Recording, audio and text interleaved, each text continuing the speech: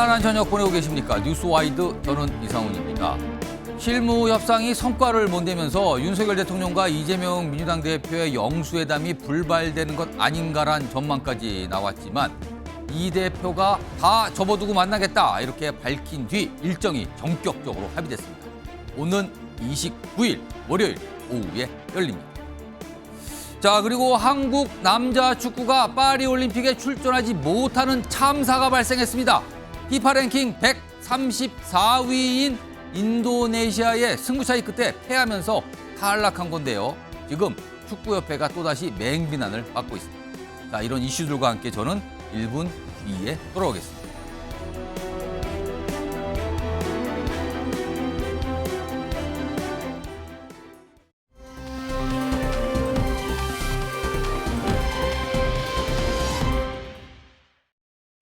그래서 최근에 통화한 적은 없고요. 비대위원장 이제 취임할 무렵에 통화를 좀 했고요.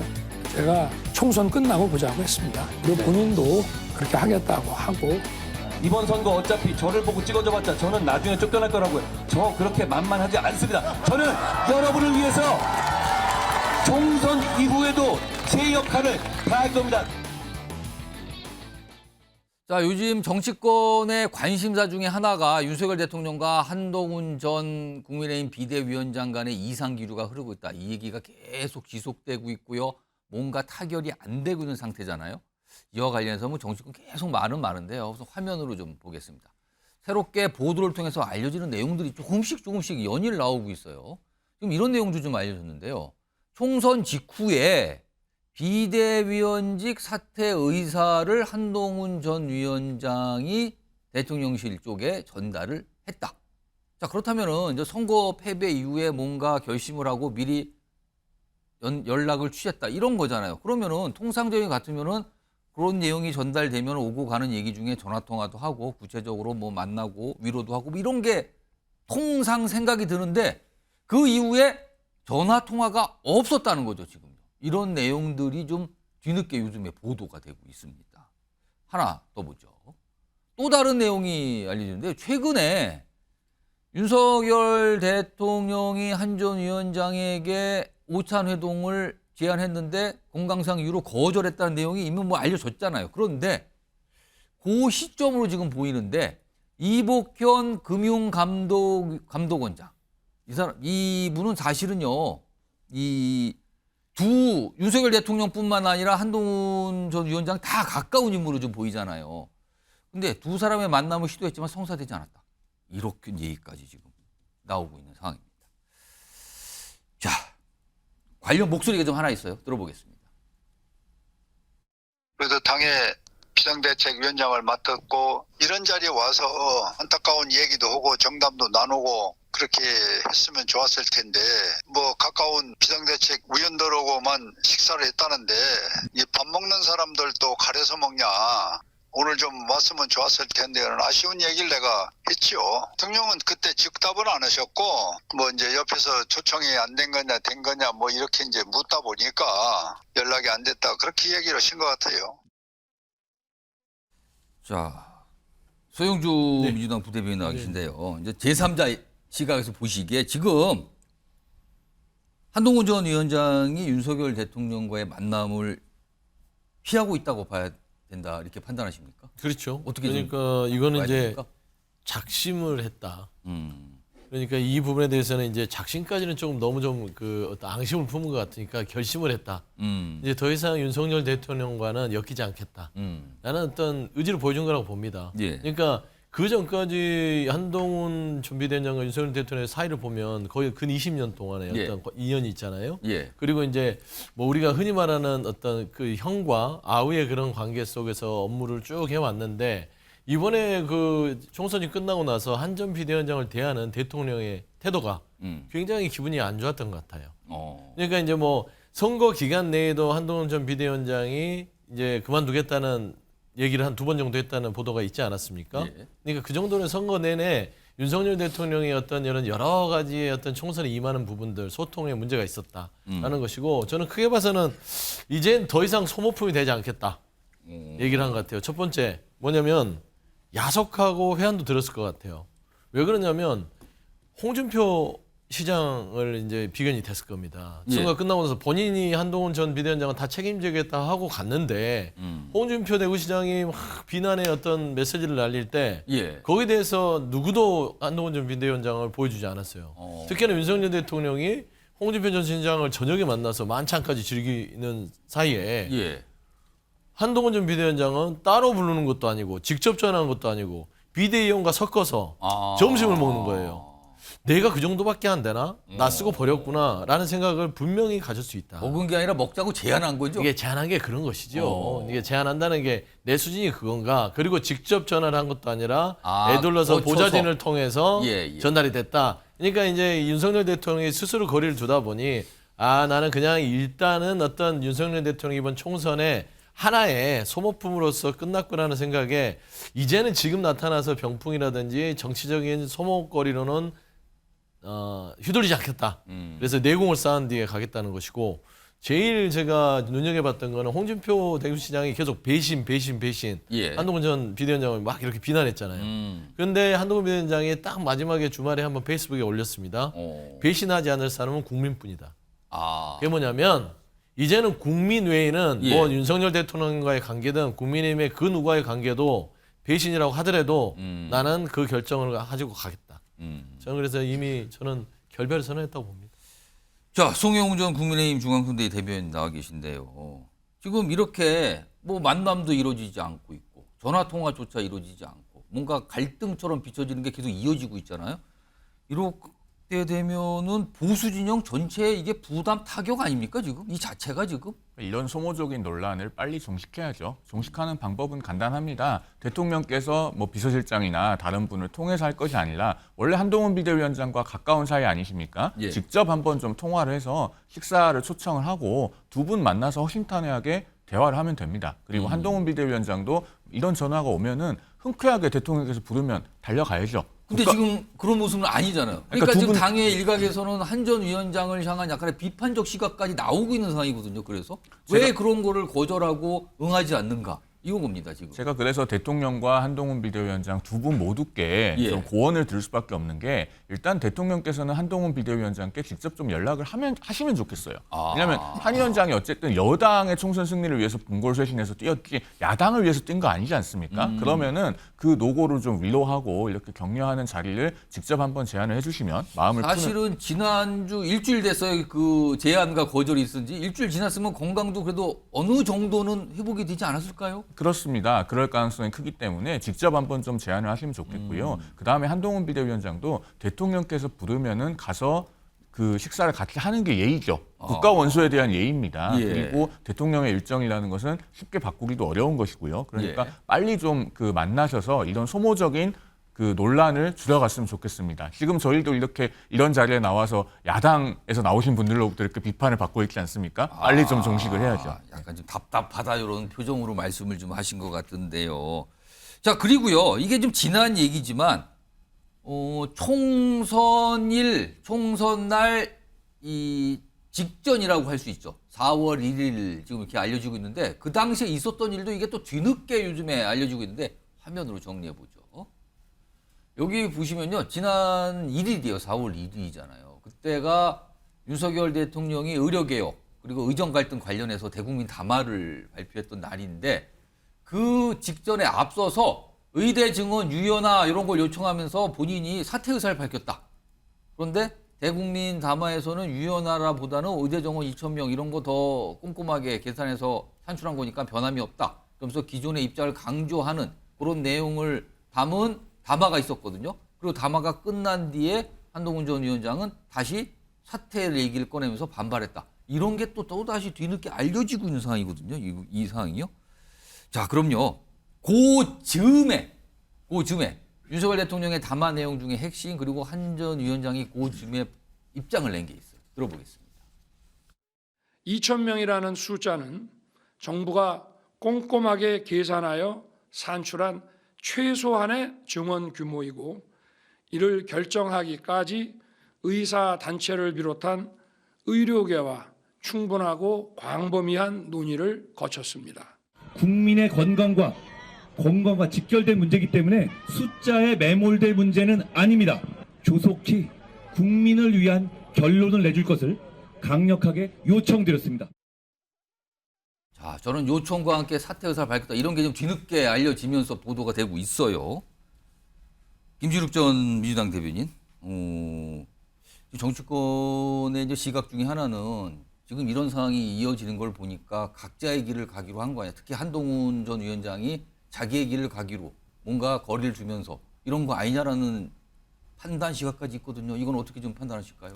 저는 뭐 그런 쪽에 무게를 좀 두고 있는데요. 지난 한동훈 비대위원장이 비대위원장직을 맡으면서 그 그리스 로마 신화에 나오는 이카루스의 날개를 달았다라고 이제 그 평가를 해보거든요.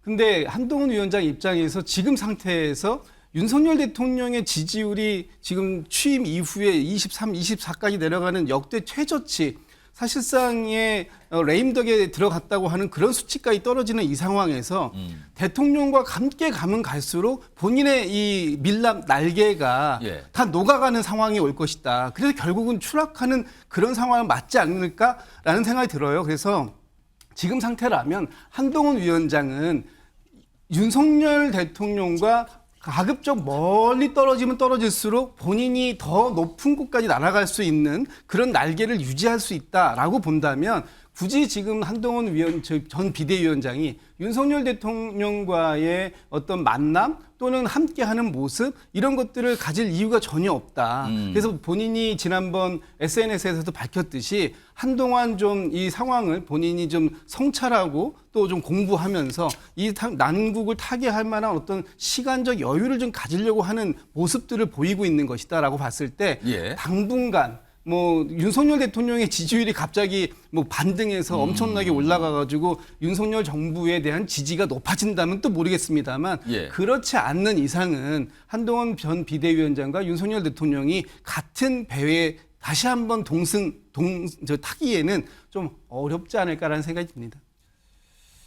윤기찬 국민의힘 법률위 부위원장 뭐 선거 기간 동안에도 뭐 당사 이런 거 계속 지켜보셨는데 일각에서는요 윤석열 대통령과 한동훈 전 위원장이 통상적으로 측근 관계였다. 굉장히 검찰 시절부터 선후배 관계, 가까운 관계였다. 이게 통상적인 인식이잖아요. 근데 요즘에 이런 모습을 반영해서 뭐 새롭게 나오는 시각인지 모르겠습니다만 알려진 것만큼 가까운 관계가 아닌 게 아니냐 이런 얘기까지 하시는 분들이 요즘에 좀 있어요. 이거는 어떻게 좀 보십니까? 법조계의 시각은 뭡니까?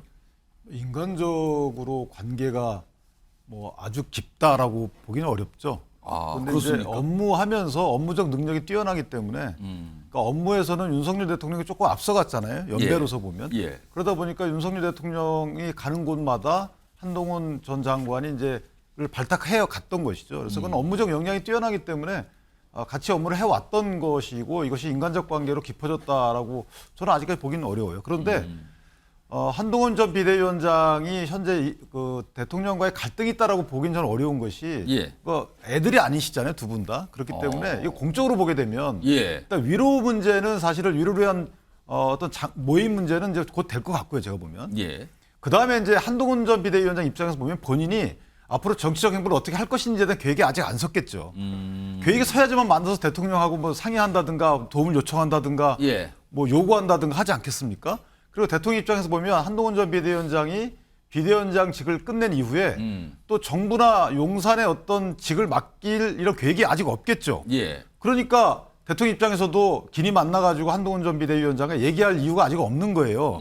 아직 이유가 없을 뿐이지 이것이 갈등 때문에 안 만나는 건 아니다 저는 이렇게 보고. 근데 오찬 제안을 윤석열 대통령이 먼저 했거든요. 사실은 그러면 만나서 뭔가를 얘기하고 싶었다라고 볼 수 있지 않을까요? 그 부분은? 근데 그때는 이제 비대위원 전원을 초청한 자리이기 때문에 긴밀한 뭐 정치 계획이나 이런 거 관련된 따로 사적 얘기는 만나려고 했던 건 아닐 것 그렇죠. 같다. 저는 개인적으로 이제 두 분이 따로 만날 기회가 분명히 있을 것인데 현재 없다고 해서 두 분이 갈등 때문에 안 만나는 것이다라고 해석하는 것은 지극히 개인적 관계에서 보는 시각인 것이고 두 사람의 공적 관계에서 보면은 아직까지 윤 대통령이 한동훈 전 비대위원장에게 맡길 공직이 아직 없는 것이고 그다음에 한동훈 비대위원장은 본인이 앞으로 정치적 행보가 결정되지 않았기 때문에 대통령을 만나서 어떤 뭘 요구하거나 하는 자리가 아니다. 그리고 이제 한동훈 비대위원장이 만약에 대권 주자라면 대권을 밝힌다 그러면 그 또한 별도로 만나가지고 그런 의논하는 것 자체가 여권의 대권 주자들과의 문제에서 보면 윤 대통령이 굳이 그럴 입장이 아니거든요. 예. 멀찌감치 바라보면서 뭐 충성 경제가 시키든 아니면 어떤 분이 잘할지에 대해서 이렇게 지켜보든 할 일이지 대권 주자 한동훈을 독대했다. 좀 그것도 또한 바람직하지 않아 보여요. 그렇기 때문에 갈등에서 보는 시각보다는 예. 두 사람이 아직까지는 정치적 일정에 따라서 만날 이유가 없다. 위로 자리 빼놓고요. 예. 그리고 위로 자리는 곧 만날 것이다. 뭐 이 정도로 정리하면 되지 않을까 싶습니다. 그러면 앞서서 홍준표 대구시장도 대권주자라고 꼽히시는 분 중에 한 분인데 거기는 왜 만났을까요? 그러니까 홍준표 대구시장의 경우는 대권 주자지만 예. 사실은 이제 원로시잖아요. 당의 원로다. 예, 전임 또 상임 고문이고 또 죄송한 말씀이지만 홍 시장의 경우에는 늘 대권 주자였어요. 그러니까 샛별이 아니었고. 아, 이게 칭찬을 하신 건가요? 아니면 약간 그 비판이 섞이신 말씀인 건가요? 글쎄 이거는? 뭐 별도로 만난다고 해서 다른 대권 주자들이 왜 그분만 별도로 만나느냐라는 이런 관점에서 보지 않는 인사 중에 하나입니다. 아, 당의 원로의 자격도 있다. 그렇죠. 그럼 한동훈 전 비대위원장은 대통령이 만약에 단독 만난다 그러면 예. 다른 대권 주자 입장에서 보면 대통령과 한동훈 전 비대위원장이 이전의 관계에 비춰볼 때, 예. 야, 모종에 이거 뭐 서로 미락이 있는 거 아니냐 이런 오해도 살 수 있거든요. 저 그래서 지금 갈등의 시각은 아직은 아니다 이렇게 생각합니다. 방금 전에 홍준표 대구시장, 그다음에 한동훈 전 위원장, 그리고 29일 이재명 대표 일정 잡힌 게 화면이 좀 잠깐 나오고 있는데 다시 한번 불러올까요? 그러니까 지난 16일 날 이미 홍준표 대구시장 만났죠. 비공개 만찬을 4시간 정도 했고요. 그리고 29일에는 이재명 대표와 오후 2시에 뭐 차담회를 겸한 영수회담 예정돼 있거든요. 그 사이에 뭐가 있었는데 지금 한동훈 전 위원장만 안 만나는 셈이 된 거예요. 이렇게 보면은요, 지금 주요 총선 뒤에 주요 인물들과 계속 만남, 또 만찬 이렇게 접촉이지만 한 전 위원장과는 전화 통화조차 지금 안 하는 상황. 그러니까 지금 정치권, 특히 국민의 내부에서는 아 이게 무슨 상황일까라고 말씀하시는 분이 늘고 있는 것 같아요. 송지 부대변인 하신 말씀 있으세요? 아니 근데 저는 이 세 가지를 펼쳐놓고 봤을 때는 그렇게 얘기하기가 좋지만 예. 이재명 대표의 영수회담은 또 결이 다른 거예요. 물론 그렇죠. 그러니까 당내의 홍준표 이제 시장과 예. 한동훈 전 비대위원장은 총선에서 어찌됐든 간에 총선을 치르라고 용산에서 내려 보낸 것은 기정사실 아닙니까? 예. 그럼 끝나고 나서 대통령이 수고를 했다든지 아니면 뭐 왜 못했다든지 이런 차원에서의 만남이 이루어져야 되는데 선거 기간 내내 둘이 좀 티격태격했던 부분들이 윤한 갈등으로 드러났고 예. 끝나고 났을 때에 지금 현재의 윤석열 대통령이 한동훈 전 비대위원장을 대하는 태도가 좀 박하다.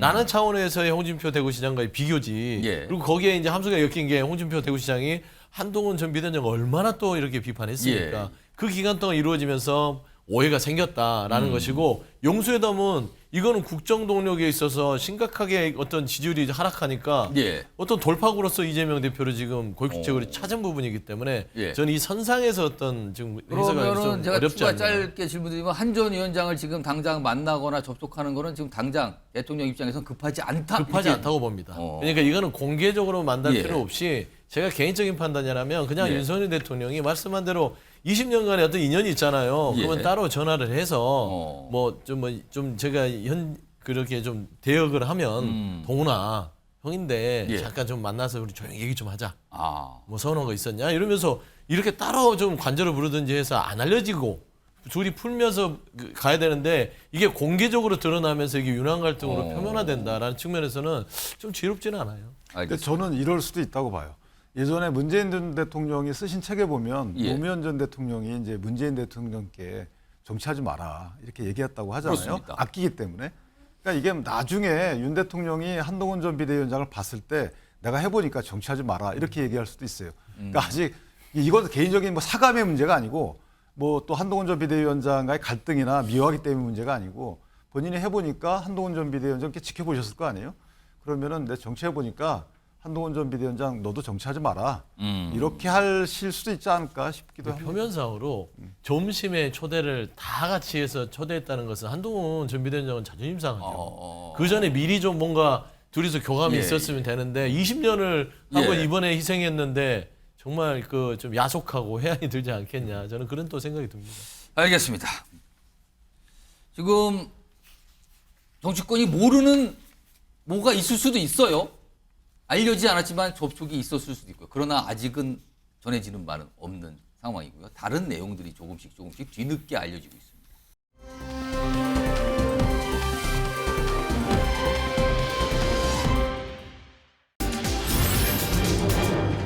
조건 없이 회동 급선회한 이유가 무엇일까? 이게 지금 궁금해지네요. 영수회담이 날짜가 잡혔다는 분도 굉장히 중요한 뉴스긴 하지만 뭔가 입장을 바꿔서 뭔가 물꼬를 튼 셈이 됐거든요. 지금. 자, 우선 오늘 3차 실무협상 준비회동이 있었어요. 그리고 각각 대통령실과 민주당에서 발표를 합니다. 들어보겠습니다. 의제 합의 여부와 상관없이 신속히 만나겠다는 이재명 당대표의 뜻에 따라 오는 29일 월요일 오후 2시 대통령실에서 차담 회동을 진행하기로 합의하였습니다. 준비 잘해라, 잘 모시도록 해라, 그런 말씀이 있었습니다. 이재명 당대표와 윤석열 대통령은 오는 29일 월요일 오후 2시에 용산 대통령실에서 영수회담을 갖기로 했습니다. 특별한 의제 제한은 두지 않기로 했습니다. 총선 민심이 반영된 의제들에 대해서 가감없이 대통령께 전달하고 방안을 찾도록 할 예정입니다. 자, 화면으로 정리해보죠. 오늘 합의된 내용입니다. 일시가 잡혔죠. 취임 2년 만에 이제 성사된 영수회담, 첫 영수회담이죠. 29일 오후 2시입니다. 대통령실에서 갖기로 했고요. 차담의 형식이에요. 의제 제한이 없이 대합니다. 이게 지금까지 2차까지 협상됐지만 안 됐잖아요. 이 의제 부분이. 민주당에서 요구하는 부분, 그리고 이제 대통령실의 어떤 반응, 이게 뭔가 합의가 안 됐는데 일단 의제 제한 없이 갑니다. 그리고 공개 모두 발언 후 비공개입니다. 비공개 원칙이고 각각 3명씩 배석이다. 이렇게 결정이 됐습니다. 다음 주 월요일이거든요. 송영훈 전 대변인, 의제를 정하지 않은 거예요. 그럼 자유롭게 얘기를 뭔가 꺼내고 듣고 한다는 건데 만남 뒤에, 요 회담 뒤에 어떤 결론이나 공동 입장이 나올 가능성이 있다고 보십니까? 일단 대화를 해봐야죠. 그리고 아마 주말 사이에도 이 부분에 대해서 뭔가 추가로 조율을 하려는 노력들이 있을 수 있을 것 같습니다. 그래서 국민들께 뭔가 그래도 대통령과 제1야당 대표가 영수회담을 통해서 하나라도 합의점을 이루었다라는 선물을 드리려면은 토요일, 일요일 중에도 계속 조율이 있을 수는 있을 것 같아요. 그런데 꼭 합의문이 나오지 않더라도 저는 이 대화가 시작되는 것만으로도 큰 의미가 있다고 생각을 합니다. 그러니까 이번 영수회담은 대화의 완성이 아니에요. 2년 만에 대화를 복원하면서 그 복원의 출발점이 되는 대화의 시작이기 때문에 어떤 합의문 자체에 너무 연연할 필요는 없다. 그러나 하나라도 합의가 되면은 국민들께서 또 다음 영수회담을 통해서도 여야 간의 협치가 아무래도 기대를 갖게 되죠. 그렇습니다. 합의가 딱 나오게 되면. 하나라도 하면 좋을 것이고요. 그러나 솥술밥에 배부르랴라는 말이 있듯이 너무 그렇게 또 욕심을 부릴 필요도 없다라는 생각이 그럼 듭니다. 영수회담이 29일 열리고 나서 그 위에 또 추가로 열릴 가능성이 있다고 보십니까? 그날 이제 대화의 양상을 한번 봐야겠죠. 그런데 이 대화를 통해서 대통령도 그 득점하는 부분이 있고 이재명 대표로서도 분명히 정치적인 이득을 얻는 것이 있기 때문에 아마도 특별한 사정이 없으면 다음에 또 영수회담이 열릴 수 있을 것이다. 저는 그렇게 봅니다. 분명하게 얻는 지점이 있어요. 그러니까 대통령은 야당과의 대화를 복원하고 어떤 협치의 면모를 보여준다는 것이 가시적인 효과가 있고요. 이재명 대표도 국정의 파트너로서 인정받는 면이 있지 않습니까? 그러면은 계속 이제 다른 야당 대표와 원어브 댐으로 묶이는 것보다는 영수회담을 다음에도 또 할 만한 유인은 있다. 저는 그렇게 봅니다. 사실 어제도 접촉이 됐지만 별다른 성과가 안 나왔거든요. 합의가 안 된 거죠. 그리고 오늘 오전까지만 해도 이게 어떻게 되는 거지, 뭐 이 결정이 주말 넘기는 거 했는데 오전에 이재명 대표가 입장을 내죠. 그러면서 뭔가 빠르게 진행이 됐거든요. 그 목소리, 관련된 목소리도 있습니다. 들어보시죠. 오랜만에 하는 영수회담이라 의제도 좀 정리하고 미리 사전 조율도 해야 되는데 그거조차도 좀 녹록지가 않은 것 같습니다. 그래서 다 접어두고 먼저 윤석열 대통령을 만나도록 하겠습니다. 신속하게 만날 일정을 잡도록 하겠습니다. 제가 사실은 이 영수회담을 위한 메신저 역할을 했거든요. 얼마 전에 이재명 대표의 척헌 중에 척헌이라고 할 수 있는 분이 영수회담에 관한 뜻을 좀 전달해 달라고 저한테 부탁을 했습니다. 1차 회담에 온갖 의제를 다 포함시키자 그러죠. 이것은 어떤 미끼를 던져서 대통령을 끌어내가지고 함정에 빠뜨리는 격이 되지 않을까 싶어요. 심평 변호사께서는 좀 귀를 분명히 잡긴 하는데 뭐 저런 얘기까지인데 아무튼 그렇고요. 김준욱 전 대변인.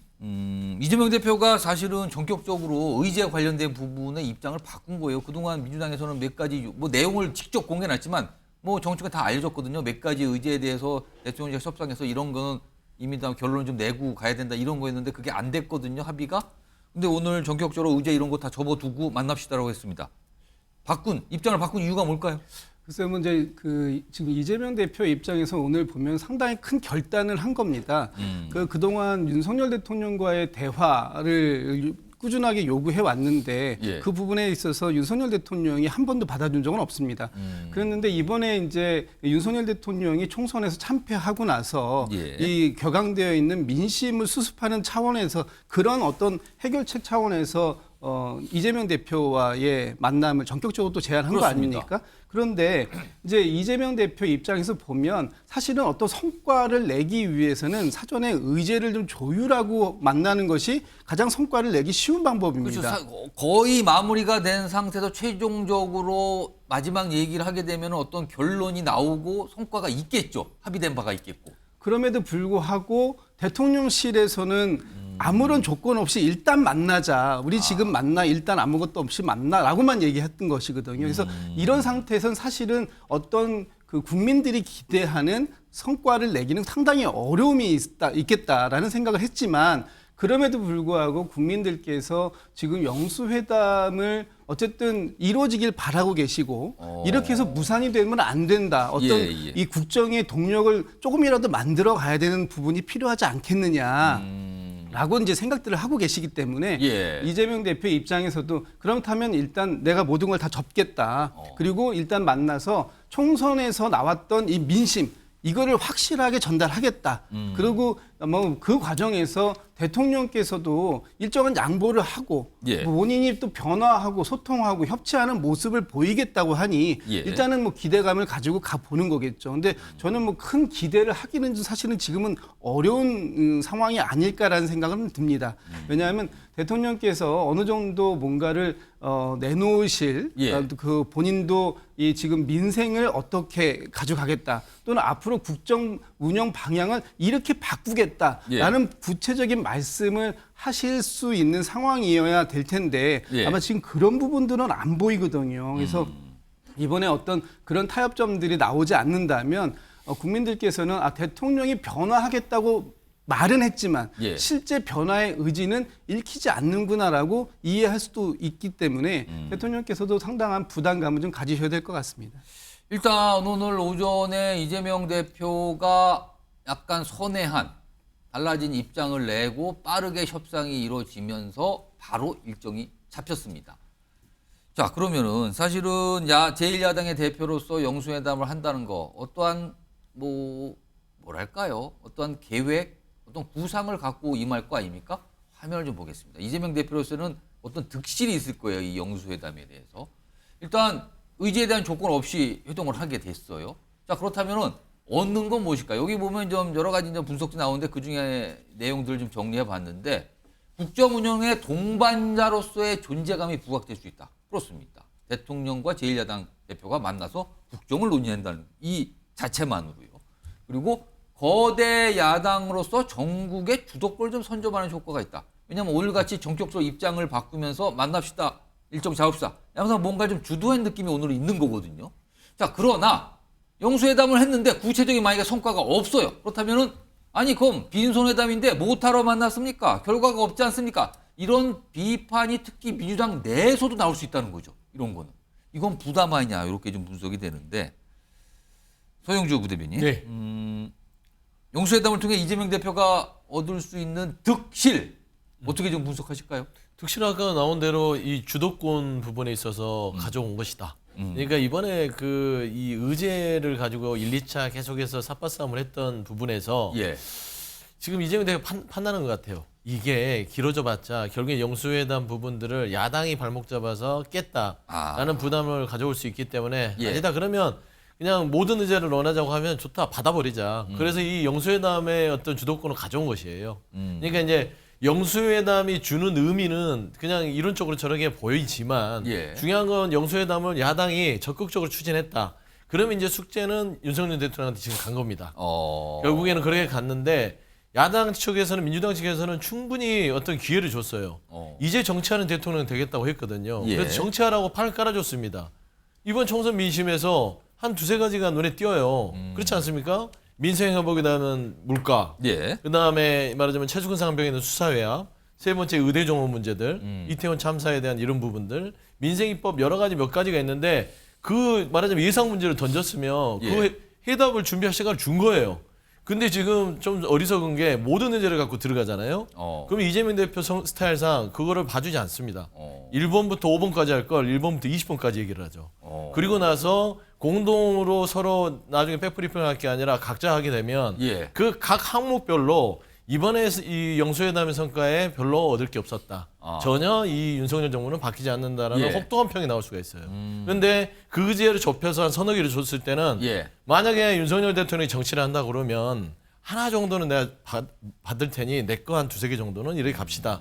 이렇게 할 수 있거든요. 그래서 저는 굉장히 대통령실에서 2차까지 끌고 오면서 좀 패착이 있었고 의제를 몇 가지로 좁혔어야 된다 이렇게 보시는 거예요. 좁힌 게 이거는 솔직히 민주당이 국민의힘과 대통령을 면을 세워준 겁니다. 최소한의 판을 깔아준 거죠. 근데 모든 의제를 예. 가면 야당 입장에서는 다 던지고 옵니다. 김건희 여사 문제까지도 다 던지고 올 수 그러면은 있어요. 영수회담 월요일 열린 영수회담에서 이재명 대표가 그냥 지금까지 나왔던 현안과 의제를 다 얘기할 것 같다. 저는 이겁니까? 그럴 거라고 보는 게 4월 10일 총선이 끝난 지 얼마 안 지났습니다. 예. 그런 상황에서 총선의 민심이 야당한테 이런 압도적인 의석을 준 거는 큰 짐을 준 거예요. 그런데 여 영수회담 가서 차 한잔 마시고 폼 잡고 그냥 소통한다 이 정도로 끝난다. 국민들은 그렇게 안 보고요. 그 대신 이제 윤석열 대통령은 딱 한 가지만 있는 것 같아요. 예. 변할 생각은 없고 나 소통하는 대통령이야. 예. 불통의 이미지를 벗는 하나의 그냥 잣대로만 쓰려고 하는 영수회담이라는 측면에서 굉장히 좀 아쉬워요. 윤기창 부위원장 지금 뭐 약간 소통하는 모습만 보여주려고 그러는 거 아니냐라는 시각을 보여줬는데 윤석열 대통령 입장에선 영수회담이 열리는 것 자체가 득이 될까요? 이걸 어떻게 좀 평가를 할까요? 윤석열 대통령과 이재명 대표 다 득이죠. 그러니까 이재명 대표 입장에서는 이전에도 의제 없이 자유롭게 하자고 제안했었어요. 예. 그러니까 본인이 그게 가장 본인한테 유리하기 때문에 이렇게 제안했던 것이고. 애초에 영수회담을 요청했을 때도 의제 없이 그렇죠. 만나자라고 했다. 다만 현재 민주당에서는 의제 몇 개를 특정해가지고 또는 더 많은 의제를 특정해서 이거를 논의하자라고 이제 압박을 가해왔던 것인데. 예. 왜냐하면 이재명 대표 입장에서 보면 가장 국민적 시각에서 불편한 것이 국회 파행 운영이거든요. 근데 지금 대통령과의 회담을 통해서 뭔가 탑다운식으로 성과 있게 되면 예. 국회 파행 운영으로부터 자유로워져요.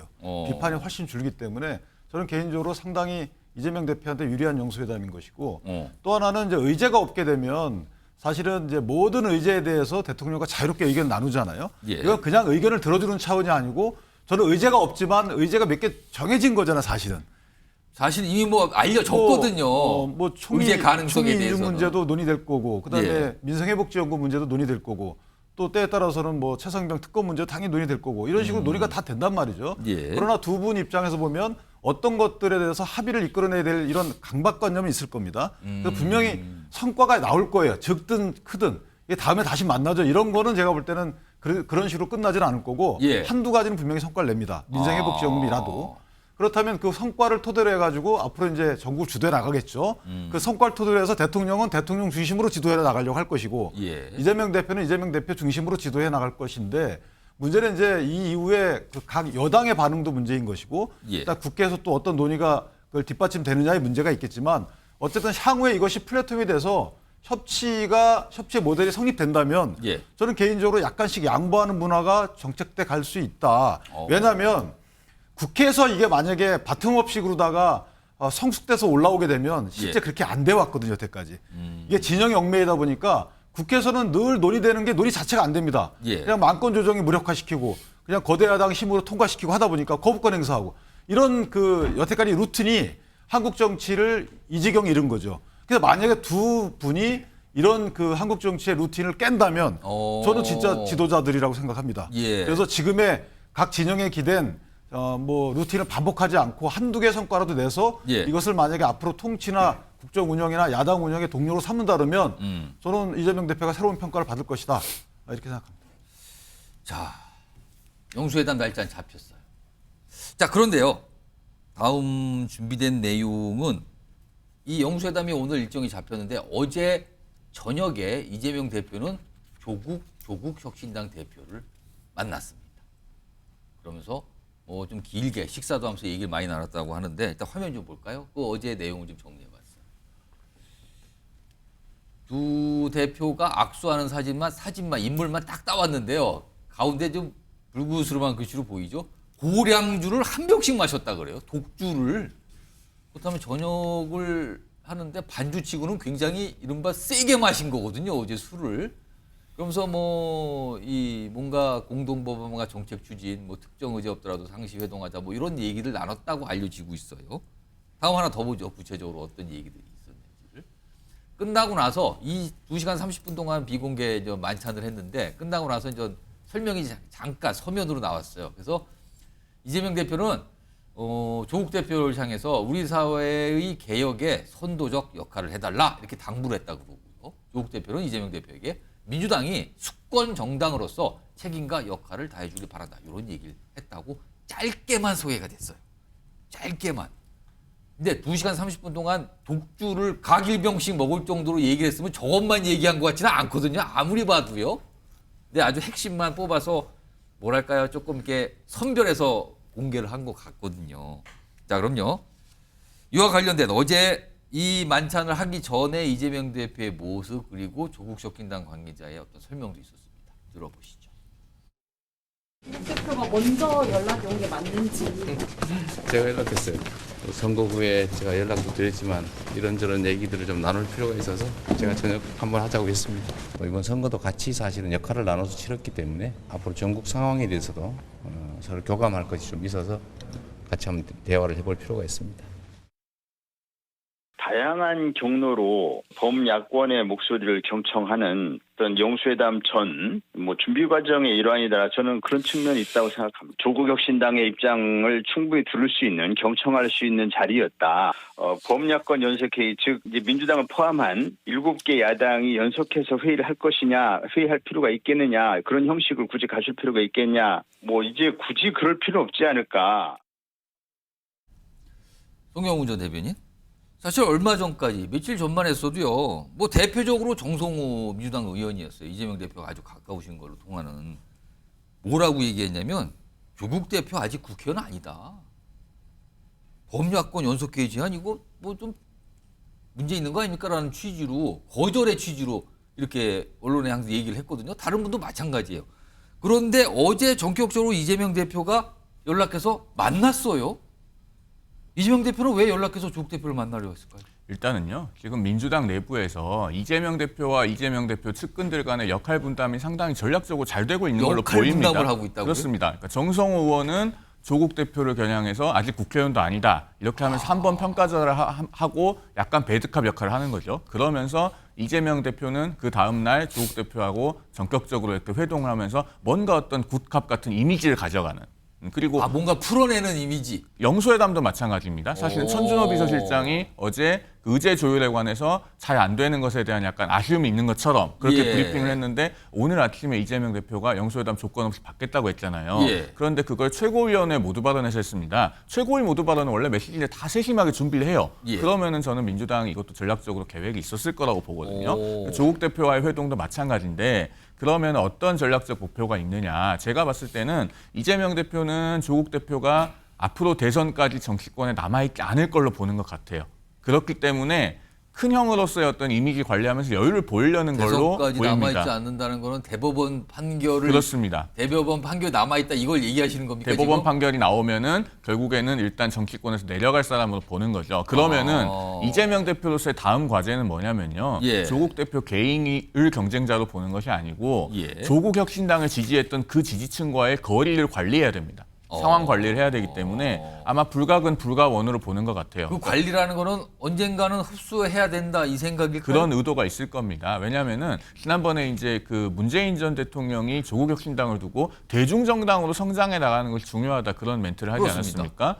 그 말의 함의는 저는 이런 게 있다고 봐요. 그 조국 혁신당에서 조국 대표가 없어져도 사라져도 조국 혁신당을 지지했던 그 유권자층은 남는데 그 유권자들은 이제 결국 친명에 대한 반발심이 있는 분들 아니겠습니까? 그리고 그 당의 주인은 없어져요. 그러면은 문재인 전 대통령으로서는 조국 혁신당이 그때 친명과 어떤 맞서는 플랫폼이 되는 것까지 생각하고 있는 것이 아닌가. 그렇다면 이재명 대표로서는 조국 대표를 마냥 밀어낼 것이 아니고 적당히 만나주는 제스처가 필요하죠. 그런 것들을 민주당에서 전략적으로 구상하고 있는 것이 아닌가 하는 생각이 듭니다. 민주당이 지금 굉장히 전략적으로 당 밖의 상황을 역할 분담을 통해서 하고 있는 거 아니냐. 지금 이런 거네요. 지금 분석 그렇습니다. 김진욱 전 대변인. 어제 2시간 30분이면 저녁을 먹은 시간으로 좀 길다고 할 수 있어요. 그리고 술이 굉장히 2병이나 들어갔다는 거잖아요. 그럼 많은 얘기를 나눴을 텐데 알려진 거는 간단하지만 그러면 조국 대표가 이재명 대표에게 여러 가지 얘기도 하고 요구도 하고 요청했어요. 원래 조국 대표가 만나자고 한 거는 영수회담 전에 우리 얘기를 듣고 가라. 자신의 얘기를 듣고 가라. 이거였잖아요. 그게 성사된 셈인데 조국 대표가 요구한 내용 이재명 대표가 윤석열 대통령을 만나면 전달을 할까요? 그러니까 어제 두 분의 만남이 한 2시간 반 정도 됐고요. 그 과정 속에서 배석자들이 없는 오롯이 두 분만의 만남 시간이었다고 합니다.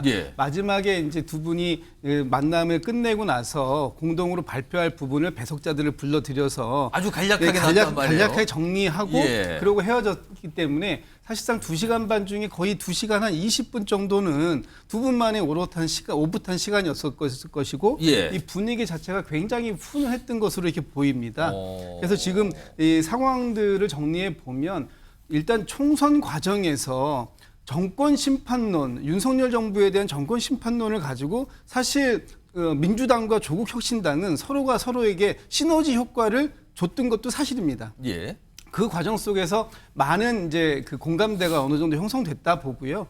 이번에 윤석열 대통령을 만나는 과정 속에서 사실 조국 대표를 먼저 만나지 않더라도 이미 조국 혁신당에서 그동안 총선 기간 동안에 그 정권 심판론을 같이 얘기하면서 많은 말씀을 주셨던 걸 사실 민주당이 다 이해하고 또 동의하는 부분이 있었던 주장한 거죠. 바는 이미 알고 있다. 알고 있고 동의도 많이 됐죠. 그 부분에 대해서 같이 그 윤석열 정부가 지금 옳은 방향으로 가는데 양쪽에서 협력적 관계를 가져가야 되겠다라는 얘기도 이미 나왔던 상황이고요. 그래서 아마 그런 상황들은 사실 어제의 자리가 아니었더라도 아마 같이 민주당에서 얘기하는 내용들의 상당수는 조국 혁신당에서 주장했던 내용과 뭐 일맥상통하는 부분이 이미 있을 다 알고 것이다. 있었는데 무슨 얘기를 할지 무슨 요구를 할지 알고 있었는데 왜 만난 걸까요? 그러니까 어제의 만남은 사실은 뭐 지금 송영훈 전 대변인께서 굉장히 높게 전략적이다고 평가를 해주셨는데 그런 부분도 일부 있겠습니다만 또 한 측면에서는 조국 혁신당에서 이렇게 주장을 했어요. 이재명 대표는 175석의 대표가 아니라 범야권 192석에 가까운 여기에 큰 그 마청격으로 대표를 맡아갈 것이다. 근데 이런 만남을 통해서 어쨌든 윤석열 대통령을 만나는데 단지 민주당의 입장뿐만 아니라 이 지금 22대 국회를 형성하고 있는 범야권 전체의 목소리다라는 것을 실어줄 수 있는 힘을 실어줄 수 있는 그런 측면도 있었기 때문에 아마 이재명 대표가 전격적으로 그 제안을 하셨고 그 부분에 대해서 또 오늘 아침에도 이재명 대표가 아무 의제 없이 내가 다 그냥 일단 만나겠다라고 제안까지 이어진 것이다 이렇게 보이고요. 어제 두 분의 만남 사이에서는 아마 이제 발표된 내용과 관계없는 많은 얘기들이 나누어졌을 겁니다. 그래서 그 부분에 대해서 조국 혁신당에서 브리핑 나온 거 보면 앞으로 별도의 어떤 자리들을 요구하지 않아도 충분히 어제의 자리로 다 가름이 됐다 이렇게 얘기하는 거 보면 상당히 내밀한 얘기까지도 두 분이서 나눈 게 아니냐 이렇게 해석해 볼 수 있을 것 같습니다. 자, 일단 어제 만찬으로서 두 대표 뭐 분위기가 좋았다라고 전해지고 있고요. 앞으로도 뭐 협조 잘합시다 이런 얘기 오가니까 일단은 좋아 보이죠. 그런데요, 현실적인 문제가 하나가 있습니다. 화면 보겠습니다. 조국 혁신당은 지금 12석의 정당이에요. 20석 이상을 갖지 않는 정당은 국회에서 발언권 갖기가 굉장히 어렵거든요. 그리고 협상의 대상으로 인정받기도 사실상 굉장히 어려워지는 겁니다. 이른바 교섭단체가 되지 않으면요. 근데 12석 갖고는 안 돼요. 20석이 돼야 돼요, 최소한. 조국 혁신당은 지금 그 20석까지 뭔가를 늘리는 게 목표인데 또는 교섭단체 조건을 지금의 20석 이상이 아니라 10석 이상으로 법이 바뀌면 그냥 바로 교섭단체 되잖아요. 조국혁신당은 이걸 바라는 걸로 보여요. 근데 지금 보세요. 민주당의 한 친명계 의원이 얘기한 바예요. 교섭단체 요구 조건 조정론이 불가하다. 두 당이 마음대로 바뀌면 야권 전체에 역풍이 불 거다. 안 해주겠다는 얘기네요. 10석을 낮추는 거. 그자 황운하 조국혁신당 원내대표. 뭐 민주당이 그런 거 요구한 적 없지만 총선 민의에 따라 조국혁신당 교섭단체 되는 게 바람직한 거 아닙니까? 해주세요. 라는 얘기군요. 근데 총선 일 전에 이 민주당 관계자들은 해줄 듯한 얘기를 여러 번 했어요. 근데 끝나고 나서는 분위기가 바뀐 것 같단 말이에요. 소영주 부대변인. 네. 교섭단체 구성요건 완화. 이거 민주당에서는 지금 여전히 그냥 부정적이니까 안 해주는 겁니까? 그러니까 말한 대로 부정적일 수밖에 없는 건 이게 민주당이 아무리 과반수를 갖고 있다 하더라도 예. 이거를 독자적으로 이걸 통과를 시켜서 예. 조국혁신당에게 교섭단체의 자격을 준다? 예. 이거는 조금 무리가 있죠. 민주당이 마음 먹으면 할 수 있잖아요. 할 수는 있지만 예. 이게 과연 민심이 바라는 부분이냐에 대해서는 고민할 필요 있는 것 같아요. 이런 부분은. 왜 그러냐면 특정 당을 위해서 당이 어떤 여러 가지의 의석에 대한 힘을 발휘한다. 예. 그리고 이 교섭단체 부분은 여야가 논의가 돼야 됩니다. 예를 들어 국민의힘에서 그래 우리도 뭐 여러 가지 생각이 있어서 교섭단체를 열색으로 나눠주겠다라고 하면은 가는 것이죠. 근데 국민의힘에서 약간 받을 리는 부정적이면 없지요. 네, 받을 리는 없겠죠. 이제 그런 차원이지 이 부분을 아니면 혹시요. 예. 그러니까 지금 여야 합의가 어렵다는 얘기를 하시는데 혹시 10석으로 낮춰서 조국혁신당이 교섭단체가 되면은 민주당 입장에서 아니 이게 우리가 유일한 야당의 어떤 협상을 주도권을 끌고 가는데 또 조국혁신당이 교섭단체가 되면 거기도 뭐 간사도 줘야 되고 뭐 항상 협상할 때마다 불러야 되고 이게 부담스러운 건 아닙니까 혹시? 부담스럽죠. 아 그렇습니까? 이거 보면은 이게 이 국회 전체를 봐서는 조국혁신당 같은 12석이긴 하지만 예. 다당제 형식으로 국회가 운영되는 게 건전하다고 저는 개인적으로 생각을 합니다. 그래서 교섭단체 요건을 낮춰서 예. 어떤 전체의 국회 운영이 양당의 어떤 극단 정치에 있는 지쳐 있는 국민들한테 다당제 형식을 준다는 차원에서는 좋으나 이 부분이 법야권의 어떤 발언권을 높이기 위해서 예. 어떤 공정한 어떤 결정이 아니라 어떤 좀 당의 사심 섞인 어떤 결정이라면 예. 이거는 민심을 읽었다고 할 수 없는 것이죠. 그리고 또 정치적인 측면에서는 예. 조국혁신당을 뭐 교섭단체로 완화를 해서 발언권을 주고 각 상임위에 간사를 주고 향후에 조국혁신당을 이제 좀 체급을 올려준다면 호랑이 새끼를 키울 필요는 없다라는 것들이 민주당 내 속내 아니겠습니까? 좀 솔직하게 그렇게 말씀하시는 아니 분들이 뭐 그런 있어요? 분들이 있어요. 그래서 왜 호랑이 새끼를 지금 키워서 진짜 호랑이로 만들어줘야 되냐? 그렇기 때문에 여러 가지를 감안했을 때 예. 그렇게 썩 그 교섭단체로 이렇게 해주기에는 좋은 여건은 아니다. 그러니까 기본적인 여건도 좋지 않고 예. 속내도 정치적이나 정무적으로 판단해도 좋지 않기 때문에 예. 조국혁신당은 자력으로 교섭단체를 될 수 있는 노력하셔야 될 것 같습니다. 근데 자력으로 해보려고 하는데 지금 민주당 주도로 만든 비례정당에서 사실상 당적이 없으신 두 분이 있는데 그냥 민주당으로 가시는 걸로 결정이 됐던데요? 아니 그러니까 그걸 떠나서 예. 저는 그래요. 조국혁신당이 뭐 이게 실현 불가능할 수도 있지만 이삭죽기 해야죠. 뭐 2개, 3개 아니면 국민의힘에서 좀 주워오고 민주당에 좀 이렇게 데려오고 예. 이렇게 해서 20개를 만들려고 노력하는 그런 뭐 방법. 알아서 노력하는 건 어쩔 수 없지만 방법 외에는 없기는 그렇다. 지금 현재까지는 좀 답이 없는 것 같습니다. 항상 묘한 상황이에요. 이 교섭단체 보면 그러니까 이재명 대표나 조국 대표가 어제 만나서 술도 곁들이는 만찬을 하면서 굉장히 분위기가 좋았다 하지만 실질적인 문제인 현실적인 문제인 교섭단체 구성 문제 이거는 뭔가 두 당이 다른 생각을 분명히 하는 것 같아요 지금요. 소영주 부대변인이 상당히 주변에서 민주당 의원들이 솔직하게 얘기한 내용들을 막 전달해 주셨어요. 굳이 뭐 호랑이 새끼를 왜 키워줘야 되냐 약간 이런 말씀까지 좀. 새끼 호랑이라고 바꾸겠습니다. 새끼 호랑이. 예, 알겠습니다. 아 그렇군요. 그게 낫겠네요. 네, 그렇습니다. 알겠습니다.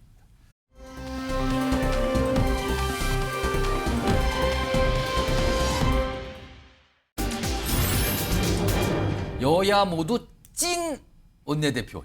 찐. 그럼 찐 뒤에 뭐 하나씩 뭐가 생략된 겁니까? 혹시 뭐 찐명, 찐윤 원내대표 이런 얘기인 것 같네요. 모두 찐 원내대표로 가는 거냐 이겁니다. 지금요. 우선 민주당에서는요. 오늘 원내대표 후보들 보고 출마하실 분들 접수하세요 하는 날이 오늘 끝났어요. 근데 딱 한 분만 접수하셨다 그러네요. 다른 때는 복수로 서너 명씩 하셨는데 오늘은 딱 한 분만 접수를 했다 그러는데 그분과 관련된 최근의 목소리와 영상이 있습니다. 보시죠.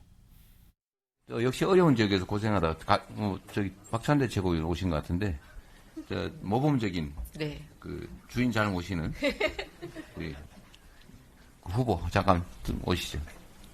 자 우리 박찬대.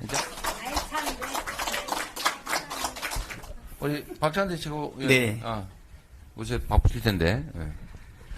지나가다 들렀어요. 아니요 여기 왜 하필 여길 지나갑니까? 저는 이재명 당대표와 누구보다도 잘 소통하고 합을 잘 맞춰나갈 수 있지 않겠나. 이재명 당대표, 박찬대 원내대표 강력한 투톱으로 개혁과 민생 두 가지 과제를 균형 있게 해나갈 적임자는 저 박찬대다 이렇게 생각합니다. 자, 오늘 이 민주당의 원내대표 등록 결과 아까 한 분만이라 그랬는데 그 결과 좀 보겠습니다. 화면에 있습니다. 친명으로 꼽히죠. 굉장히 친명성이 짙으신 분이라고 인정받는데 박찬대 단독 출마입니다. 최근에 경쟁자라고 여기시는 분들이 약간 의중을 비추신 분이 있었는데 모두 불출마 선언을 했어요. 안 나간다고. 단독 출마예요. 그래서 이게 이제 5월 3일인가요? 날짜가 잡혔는데 의원들, 당선인분들이 찬반 투표를 했는데 여기는 누구를 뽑는 투표가 아니라 찬반 투표로 가는 거죠. 한 분밖에 안 나왔으니까요. 여기서 이제 과반 이상을 얻어야 선출된다. 근데 방금 전에 영상 전해드렸는데 거기서 이재명 대표 어떤 반응 보셨죠? 특히 표현이 주인을 잘 섬기는 분이다 이런 표현이 있어서 굉장히 듣기에 따라서는 묘한데 윤기찬 국민의힘 법률위 부위원장 이 경쟁 정당의 상황이에요. 이제 원내대표가 사실 중요하잖아요. 서로 그 정당에서. 이거 어떻게 보십니까? 지금 이 상황. 박찬대 후보 하나인데.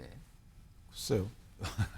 저는 개인적으로 이재명 대표가 아예 나서서 사실상 응원 내지 동렬하고 있는 거잖아요. 그냥 정리가 된 건가요? 그걸로 그냥? 근데 이제 원내대표가 아시다시피 이게 좀 무기명 투표이기 때문에 예. 실제 모든 분들이 다 자기가 자신 있다고 하죠.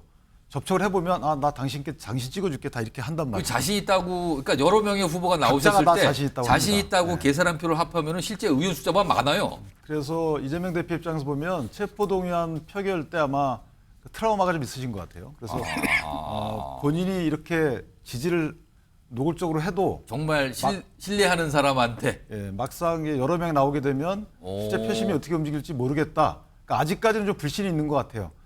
그래서 이렇게 노골적으로 아예 경쟁 후보들을 아예 못 나오게 한 거잖아요. 아예 복수가 아니라 한 명만 딱 나오는 상황이 된 거다 그래서. 그런 시간이 좀 걸렸는데 예. 다소 조금 이례적이죠. 이례적이고 바람직해 보이지는 않는데 어쨌든 여러 명 중에 누굴 지지하는 것은 괜찮은데 결국은 저는 물밑에서 출마 의사가 있는 분들이 주저앉혀진 것이다. 저는 개인적으로 그렇게 생각을 하거든요. 그런 과정은 나중에 다 나오겠지만 어쨌든 박찬대 원내대표가 잘 하시면 좋겠지만 지금 뽑히는 과정이 그렇게 썩 민주적이지는 않잖아요. 그래서 민주적이지 않다는 것은 앞으로 활동도 원내대표 활동도 민주적이 않을 가능성이 크다. 그 이유는 이제 이재명 대표의 마음을 헤아려서 또는 지시를 받고 그대로 추진할 가능성이 크기 때문에 그것이 과연 이재명 대표의 개인적 이익에 부합되고 그 국민적 이익에 반하는 경우에는 어떻게 할지 저는 좀 쳐다보겠습니다. 이거는요, 저 민주당에서 나오신 두 분께 제가 똑같이 한 1분씩 질문을 드릴게요. 우선 김준욱 전 대변인. 지금 윤기찬 부위원장은 다른 경쟁자 출마하려고 하는 분들 주저앉힌 거다 사실상 이건 저 정도 얘기했으면 주저앉힌 거다라고 말씀하셨는데 어떻게 보십니까? 사실 그렇지 않고요. 주저앉혔다라는 건 누구에게인가 외압을 행사했을 때 쓰시는 말씀이고 이런 경우에는 자연스러운 교통정리라고 봐야죠. 근데 사실은 원내대표 할 때 한 명만 나오는 건 이례적 아닙니까? 이례적입니다. 2000년대 초반에 정세균 원내대표가 되셨던 때가 유일해 보이는데요. 그 이후에는 없어. 다 복수로 경쟁이 붙었는데. 경쟁했던 경우도 있는데 사실은 경쟁에 나서는 분들도 본인들이 이번에 반드시 당선되려고 하는 것도 있겠지만 그 외에 다음번 차기에 나서겠다라는 걸 미리 말씀하시려고 하는 경우도 많이 있거든요. 근데 이번 같은 경우에 사실은 이제 175석이라는 압도적인 승리를 이제 민주당이 거뒀습니다. 그리고 나서 원내대표 경쟁이 과열되는 양상으로 이렇게 가게 되면 지금 이긴 사람들 승리했다고 오만해진 건가? 또는 지금 다들 지금 이 민주당 안에 친명 아닌 사람들 어디 있습니까? 근데 다 뭐 친명 내전이다 뭐 이런 식의 또 외부에서의 또 이런 그 프레임들 불필요한 오해들이 자꾸만 나아지고 있는데 예. 이런 부분들에 대한 과열 경쟁보다는 예. 자연스럽게 순서를 좀 그 조정하는 방식으로 정리가 된 게 아닌가라는 생각이 들고요. 의원들이 누가 뭐 외압을 행사한다고 해가지고 나가려고 마음을 먹었던 사람들이 주저앉거나 하는 그런 식의 방식은 그 통용되지 않는 시대가 저희 민주당에서는 이미 그런 게 끝난 지가 아주 오래됐다 이런 말씀드립니다. 성주 부대변인. 네. 원내대표는 단독 출마예요. 이례적으로. 네. 근데 반면에 국회의장은 굉장히 많습니다. 하려고 하고 굉장히 강한 주장 내놓는데 여러분이 등장해. 너무 대조적입니다. 왜 이런 대조적인 모습이 나오는 겁니까? 뭐 이제 제가 이제 그 전 상근 부대변이면서 또 이제 정치 평론가 입장에서 제가 말씀드리면 예. 원내대표 선거가 조금은 비민주적이라고 비판하는 부분에 있어서는 분명히 그런 요인이 존재하죠. 예를 들면은 이 당원전 자료면을 봤을 때는 당 대표가 우연이지만 그 원내대표에 나가는 최고위원인 박찬대 의원을 유일하게 이날이 이제 윤석열 대통령한테 전화를 받은 그렇습니다. 날이에요. 전화 받고 난 그 직후예요. 데일리 그 당원전에 있어서 당의 TV에서 이거를 했는데 소개를 한 거잖아요. 당원들한테. 그렇습니다. 그리고 나머지 후보들 소개했나요? 안 했잖아요. 소개도 그냥 아니라 굉장히 칭찬하고 특히나 주인 잘 모신다. 이게 뭐 듣기에 따라서 묘한 얘기까지 박찬대 꺼냈단 최고만 말이에요. 어떤 우연의 일치인지 모르지만 그렇게 대표께서 여러 가지 얘기를 나누고 저 뒤로 오늘까지 단독 후보 출마하는 그 기간 동안 정말 많은 그 당내에 있는 후보군들이 다 이상하게 우연의 일치인지 모르지만 다 불출마 선언합니다. 이제 물론 이제 의원들이 노련하니까 예. 그 대세를 이기는 것이죠. 나와봤자 되겠느냐. 안 되겠구나, 저 그냥 정도면. 뭐 나가봤자 힘만 쓰고 돈만 쓰고 힘들겠다라는 판단을 할 수 있으나 그럼에도 불구하고 저는 두 가지를 체크하고 싶은 거예요. 하나는 굳이 박찬대 의원을 대표께서 저렇게 소개하면서 아주 오해를 살 수 있는 예. 어떤 그런 비민주적일 수 있다는 오해 첫 번째.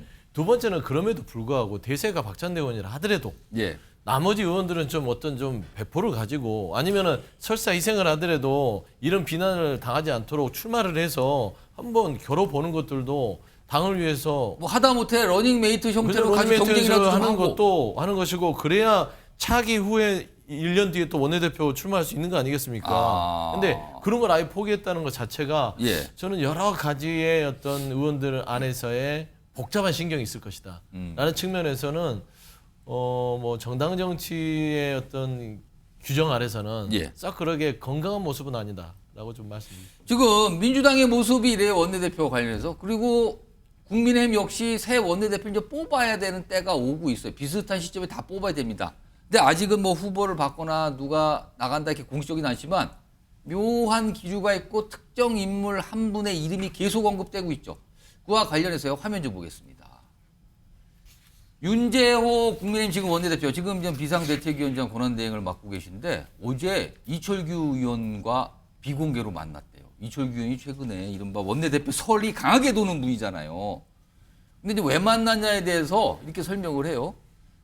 비대위원장 선임과 관련해서 의견 수렴 중이고 많은 의원들 만나고 있는데 그중에 한 분 만난 거지 뭐 특별하게 따로 의미 부여할 거 아닙니다라고 얘기를 하지만 당내 이철규 의원이란 인물의 위상과 연관지어서 보면 간단하지 않은 거 아닙니까? 라는 질문 나오고요. 혹시 이거 원내대표 관련 얘기 하셨습니까?에 대해서 얘기 안 넣었다고 밝혔어요. 50분간 비공개도. 일단 주목을 받고 있어요. 이런 상황에서 당내에서는요. 이철규 원내대표 설과 관련해서 약간 찬반 의견이 이제 갈라지기 시작했습니다. 목소리 들어보겠습니다. 국민들께서 별로 이렇게 흔쾌하시지 않을 거다라고 생각을 하고요. 네. 당내에서도 여러 가지 반발 기류가 있습니다. 그러니까 친윤과 영남 쪽에 있는 그 분들께서는 일단 좀 한 발 뒤로 물러나셔서 백의종군 해주시는 게 당의 이미지 개선과 개혁 이미지를 다시 확보하는 데 도움이 되지 않을까. 이철규 의원과 나경원 의원과는 그 이전부터 충분히 돈독한 걸로 알고 있어요. 수상력이나 이런 것들이 좀 중점이 된다면 두 분의 조합보다는 각각의 경쟁력이 지금 누가 더 원내대표로 경쟁력이 있느냐. 자, 송영문 전 대변인 분위기가 어떻습니까? 이철규 의원 설이 계속 나오는데 다른 분들 이름은 잘 안 나오고 특히 제일 많이 나오고 있거든 지금 정치권에서. 이거 어떻습니까 분위기가? 일단은 이 원내대표 선거에서 화제의 중심에 서 계신 건 맞는 것 같아요. 이철규 의원이. 그런데 이철규 의원 한 분만 호명이나 거명이 되고 있는 건 아니지 않습니까? 예. 뭐 언론에 지금 오르내리로는 그 법사위원장을 맡고 있는 김도우 의원도 있고 뭐 여러분들이 계시기 때문에 민주당하고는 상황이 다르다고 봐요. 민주당은 이제 이재명 대표가 박찬대 의원에 대해서 일종의 명심을 시사하는 그런 제스처를 보이니까 3선, 4선씩 되는 중진들이 바람보다 더 빠르게 눕는 풀처럼 그냥 누워버리지 않았습니까? 그게 지금 민주당의 상황인 거고 국민의힘은 아직 뭐 지금 원내대표 후보 등록도 시작도 안 했는데 뭐 누구로 정해졌다 이렇게 볼 수는 없는 것이고요. 다만 그 이철규 의원의 그 원내대표 후보 거론과 관련해서는 이걸 개파로 볼 문제는 아닌 것 같습니다. 저는 왜 그렇게 보냐면 지금 그 108석의 소수 여당이 되었기 때문에 예. 이번 첫 원내대표의 가장 중요한 과제는 법사위원장 가져오는 겁니다. 냉정하게 말해서. 예. 지금 그 거대 야당이 전례 없이 그 국회의장, 법사위원장, 운영위원장 이런 거를 다 독식하겠다고 하고 있지 않습니까? 그러면서 지금 입법 절차에 있어서 어떠한 견제도 받지 않겠다는 태도를 노골적으로 보이고 있어요. 그런 과정에서 그러면은 지금 여당의 원내대표는 상당한 교섭력과 투쟁력을 가지고 예. 법사위원장을 일단 사수하는 게 정말 중요합니다. 원구성을 잘해야 되거든요. 그래서 아마 108명의 당선인들께서 뭐 제 개인적인 의견입니다만 예. 그 어떤 교섭력과 투쟁력, 그러니까 개인의 면모를 보고 투표를 하실 것이다. 저는 그렇게 예상합니다. 자, 그렇다면은 어떤 가능성들이 뭐 지금 사실 민주당 쪽은 가능성이 커진 거고요. 뭐 찬반 투표니까 찬반, 절반 이상만 넣으면 되는 거고 지금 여기는 이철규 의원 설이 나오고 있는 상황인데 이 상황과 관련해서 이제 전망들을 하시는 분들이 있네요. 들어보겠습니다. 이제 박찬대 원내대표가 민주당에서 유력해지고 있는 상황이고 박찬대 원내대표의 경우에 찐명이고 민주당의 강경 기류를 그대로 반영할 가능성이 높습니다. 이런 대치 국면에 있어서는 우리 국민의힘 원내대표는 또 그에 맞상대할 수 있는 역량이 필요하고 있었죠. 이재명 대표의 복심인 박찬대 의원이 민주당의 원내대표가 된다고 하면은 저는 윤석열 대통령의 복심인 이철규 의원이 국민의힘 원내대표 되면은 복심끼리 괜찮아요. 영수회담의 연장선상처럼 서로 협력하고 싸울 때 싸울 거 아니냐. 그래서 근데 좋은 파트너가 된다. 약간 소영주 부대표님. 네.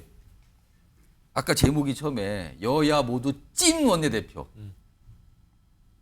친명중에 아주 짙으신 분. 친윤성이 짙으신 분. 이게 원내대표가 그냥 각각 되면 이거 극한 대치. 원내대표는 이제 원내 상황과 현안에 대해서 법안 이런 거 다 협상하는 아주 가장 고위직이거든요. 그럼 이 두 분이 이런 식이면 성향이 이렇게 강하면 협상이 되겠느냐. 걱정의 목소리가 나와요. 이거 어떻게 보십니까? 뭐 동전의 양면을 갖고 있는 것이죠. 협상이 잘 될 때는 이견이 없으니까 원활하게 되는 것이고요. 그렇지 않겠습니까? 예를 들어서 영수회담이 잘 풀려서 정말 이 협치하는 정국이 되면 찐윤, 뭐 찐명 이렇게 정해진 원내대표끼리는 그냥 일사천리 아니겠어요. 그런데 만에 하나 정말로 어떤 협치라든지 갈등으로 치닫는다. 이거는 이 글자 그대로 찐입니다. 예. 찐으로 이제 찐하게 붙는 거죠. 그러니까 이거는 이제 더 이상 이게 그 당내 안에서도 어떤 이견이나 조정 능력이 없는 겁니다. 그냥 이끌고 가는 거예요. 그냥. 그러면 이제 이 22대 국회 자체가요. 이 어떤 이 파국에 준하는 협상의 여지가 없는 어떤 그런 상황이 오기 때문에 그러게 이 갈등으로 갔을 때는 말하자면 조국 혁신도 아까 말씀드렸잖아요. 다당제로 분화될 수 있는 그런 여건도 만들 수 있는 측면이 있지만 중요한 거는 굉장히 위험하다라는 것은 솔직히 뭐 눈에 보이는 거 아니겠습니까? 자, 5월 초면은 여야 모두 원내대표가 확정이 돼요. 그럼 그 이후에 모습이 아마 나타날 겁니다. 이런 상황입니다.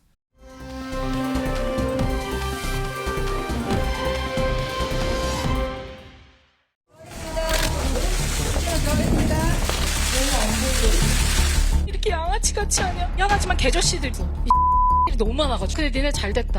모르겠다. 그냥 죄송해요. 제 지인인데 그냥 무속인인 사람이에요. 그냥 저는 거꾸로 하이브가 저를 배신했다고 생각하거든요. 저는 사실 경영권 찬탈을 계획하거나 의도하거나 실행한 적이 없어요. 일일이 응대하는 게 너무 이상하고, 왜냐면 내가 그걸 마치 인정해서 응대하는 것 같잖아요. 저도 똑같이 되돌려주고 싶어요, 그 말을. 자, 지금 우리나라 K-팝 그걸 이끌고 있는 거대한 기획사 중에 하나가 하이브. 그리고 그 안에 여러 가지 산하 소속사들이 있는데요. 뭐 산하 기업이라고 할 수 있는데요. 지금 엄청난 갈등 상황이 벌어졌어요. 그리고 이게 외신까지 주목을 합니다. 워낙 K-팝이 전 세계적으로 영향이 크니까 외신도 주목을 하고 있는 상황이거든요. 도대체 이게 무슨 일이 벌어진 거냐 이렇게 묻는 분들이 많이 계신데, 일단 어떤 관계도를 좀 설명해 드리겠습니다. 여기 보면 하이브라는 큰 기획사가 있어요. 그리고 그 아래에 각각의 이게 회사라고 하죠. 빅히트가 있고요. 근데 여기는 이제 그 유명한 BTS가 여기에 소속돼 있고요. 그리고 뭐 소스 뮤직 등등등등 뭐 이렇게 보시면 K-팝을 좋아하시는 분은 아주 엄청나게 유명한 이 그룹들이 다 이 산에 각각 있어요. 그리고 지금 이 갈등이 된 어도어라는 이 산하, 뭐 전문 용어는 레이블이라고 얘기를 한답니다. 근데 이제 간단하게 말씀드리면 어떤 큰 소속 기획사 안에 작은 자회사 형태의 소속사가 있는 거예요. 근데 여기에 방금 영상에 등장한 미희진 대표가 여기를 맡고 있는데, 여기에는 뉴진스, 굉장히 유명한 그룹이죠. 뭐 굉장히 인기. 이 소속이 돼 있어요. 근데 여기에서 지금 갈등이 벌어진 겁니다. 큰 어떻게 그룹처럼 있고 그 산하의 소속사인 기획사들이 있는데 각각의 유명한 그룹들을 각각 거느리고 있는 이런 상태인데, 이제 윤기찬 변호사가 되겠습니다. 변호사로 제가 이제 호칭을 부르겠습니다. 이게 이제 이 연예 기획사의 체제인데요. 하이브라는 오늘 큰 기업이에요. 큰 기업인데 그 안에 이제 소속사 각각 자회사를 만들고 있는데, 왜 그냥 하나로 다 이 유명한 이 가수들이나 이 그룹들을 갖고 있지 않고 각각의 이렇게 이 레이블이라는 이름의 레이블로 불리는 그 소속사로 각각 이렇게 분산이 돼 있는 겁니까? 왜 이게? 제가 연예 전문 변호사가 아니라서 예. 잘은 모르겠지만 어쨌든 그 하이브라는 그 회사는 큰 기획사죠. 예. 그러니까 주로 이제 매니지먼트 위주로 하는 것 같고, 이 산하의 레이블 같은 경우에는 보통 저희가 음반사라고 예전에 표현을 했다고 합니다. 그러니까 음반사니까 창작을 주로 하는 거죠. 그 연예인을 키우고 독특한 색깔, 캐릭터가 있는 연예인들을 키워내는 거죠. 그러다 보니까 이것이 사실은 이제 저희가 어떤 이거 제품으로 표현하면 죄송하지만 그 저희가 제품을 만들 때도 제품을 다양하게 만들어 가지고 여러 시장에 내놓잖아요. 그렇기 때문에 하이브 입장에서 보면 캐릭터가 다른 여러 가지 그 음반이나 연예인들을 양성하는 거죠. 각각의 캐릭터와 개성이 다 다른 어떤 그룹이나 가수들을 각각의 소속사에 이렇게 특징이 있으니까. 그렇죠. 예를 들면은 뭐 그 어도어 같은 경우에는 이제 그 뉴진스와 같은 캐릭터의 연예인들을 양성하는 거고요. 그런 음반들을 내는 거고. 그러다 보니까 이제 여러 그 레이블사가 있다 보니까 서로 경쟁하기도 하는 겁니다. 그런 차원에서 아마 경쟁이 시작돼서 이런 문제가 불거진 것 같고, 어쨌든 레이블이라는 것은 예전에 보면 사실 레이블이 음반사로서 그런 개념뿐이 없었던 거죠. 레이블에서 기획도 하고 했었는데 이것이 대형화하고 세계적 추세가 되다 보니까 하이브라는 큰 기획사가 있고 그 밑에서 여러 가지 캐릭터의 음반을 내고 가수를 키우는 이런 레이블사들이 생긴 것이 아닌가, 이렇게 이해가 됩니다. 자, 그런데 그러니까 이 거대 소속사와 그 안에 산하한 작은 소속사 뭐 이렇게 쉽게 이해하면 되겠는데, 지금 갈등이 벌어진 거란 말이에요. 그러면 갈등이 어떻게 벌어진지 화면을 좀 정리해 보죠. 지금 이게 이렇게 됐어요. 민희진, 아까 어도 대표죠. 민희진 주도로 경영권 탈취 계획을 수립했다. 이게 이제 하이브 측 주장이에요. 이게. 그러자 민희진 대표는 그런 의도 계획 없다. 오히려 하이브가 나를 배신했다. 이런 입장. 그리고요, 민희진 대표 무속인에게 경영 코치를 받다. 어저께 또 이렇게 밝히죠. 이런 주장이 나온 거예요. 그러자 이거 아니 무속인 지인으로 있는데 지인 두면 안 됩니까? 이거 가만히 있지 않고 대응하겠다. 이렇게까지 지금 뭐 껌껌이 격돌을 하고 있는 상황인데, 자, 그럼 여기서요 전문가 전화 연결해서 좀 알아보고 했는데요. 하재근 문화평론가 연결돼 있습니다. 나와 계시죠? 예, 안녕하세요. 네, 우선 가장 궁금한 거는요. 하이브와 민희진 대표의 지금 갈등인데요. 예를 들면 쉽게 말하면 뭐 모기업과 계열사 사장의 이런 갈등인데, 근데 이게 이제 연예 쪽이다 보니까 이런 얘기를 또 많이 하시더군요. BTS의 아버지 방시혁 의장과 뉴진스의 민희진 대표의 갈등, 이렇게 이해하면 됩니까? 그렇게 이해할 수도 있죠. 그러니까 이제 민희진 대표는 뭔가 하이브의 그동안 여러 가지 경영적인 결정들에 대해서 불만이 굉장히 많았던 것 같은데 예. 하이브에서 결정을 내리는 최종 주체는 결국 뭐 방시혁 의장일 수 있으니까 예. 물론 이제 그 개별 레이블 그 계열사들이 직접 개별적인 차원에서 결정을 내린 것도 있겠으나 예. 어쨌든 최종적으로는 방시혁 의장이 뭐 결정을 내렸을 가능성이 있기 때문에 예. 그렇다면 결국 방시혁 의장에 대한 불만이 민희진 대표 입장에서는 뭐 켜켜이 쌓여서 거의 한 수준이 된 것이 아닌가. 그래서 요번에 이 기자회견에서 거의 뭐 격정 토론을 예, 그렇게 그렇습니다. 한 것이 아닌가라고 볼 수도 있고. 이 갈등이 처음에 어떻게 시작이 된 겁니까? 이게 시작은 왜 시작이 된 겁니까? 이게? 일단 이제 갈등이 알려진 것은 이번 주 초에 하이브에서 민희진 대표를 이게 뭐 경영권 탈취 의혹이 있다라고 하면서 감사하겠다고 그렇게 알리면서 본격적으로 이제 시작이 된 거고. 예. 근데 감사가 다 끝난 다음에 뭐 법적 대응을 할지 결정하겠다고 했었거든요. 예. 근데 어제 감사가 끝나지도 않았는데 예. 중간 발표를 하면서 바로 경찰 고발한다고 했거든요. 그래서 감사가 끝나지도 않았는데 이렇게 강수를 둘 정도면 뭔가 확실한 뭐 증거가 나온 거 아니냐라고 해서 여론이 민희진 대표한테 아주 불리하게 돌아갔었는데 예. 그때 민희진 대표가 기자회견을 이제 자처한 거예요. 거기에서 엄청난 충격적인 기자회견을 하면서 여론이 다시 또 혼조세로 돌아섰습니다. 지금 하이브 쪽에서는 그 자회사 형태인 어도의 경영권을 민희진 대표가 가져가려고 지금 저러는 모습이 있어서 우리가 파악이 됐고 이걸 문제 삼고 있는 거다. 그렇지만 지금 민희진 대표는 하이브가 말을 안 듣는 자신을 이용만 하고 버리려고 수를 쓴다. 이렇게 주장을 하던데요. 이걸 어떻게 봐야 되는 겁니까? 그래서 민희진 대표는 뭐 여러 가지 이야기를 했는데 처음에 방시혁 대표가 자신을 말하자면 스카웃을 했는데 예. 처음에는 관계가 좋았다.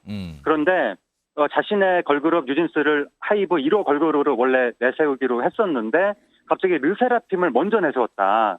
그때부터 자기는 그때 막 욕을 하면서 내부에서 반발했고. 그러면 그 걸그룹은 다른 그 하이브 산하의 다른 소속 기업, 소속사 소속인 겁니까?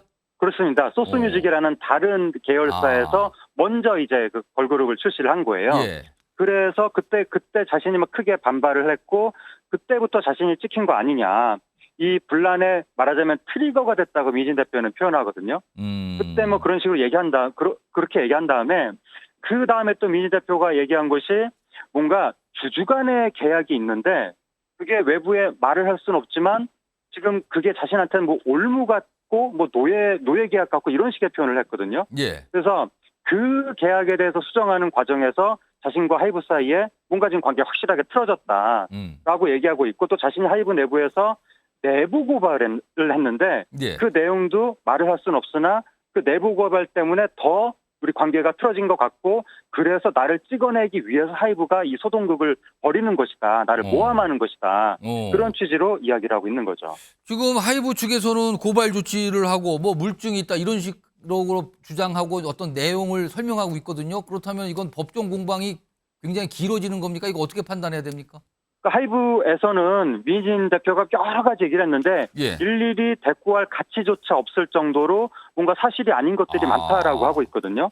그러면서 확실하게 근거가 나왔기 때문에 배임 혐의로 고발한다고 한 것이고 그다음에 우선 밝힐 수 없는 범죄라는 표현도 했는데 예. 뭔지는 모르겠습니다. 거기에 대해서 뭐 고소고발이 이루어질 것인지 이것도 지켜봐야 되는데 그리고 또 민희진 대표 입장에서는 예. 하이브가 자신을 모함한다는 거거든요.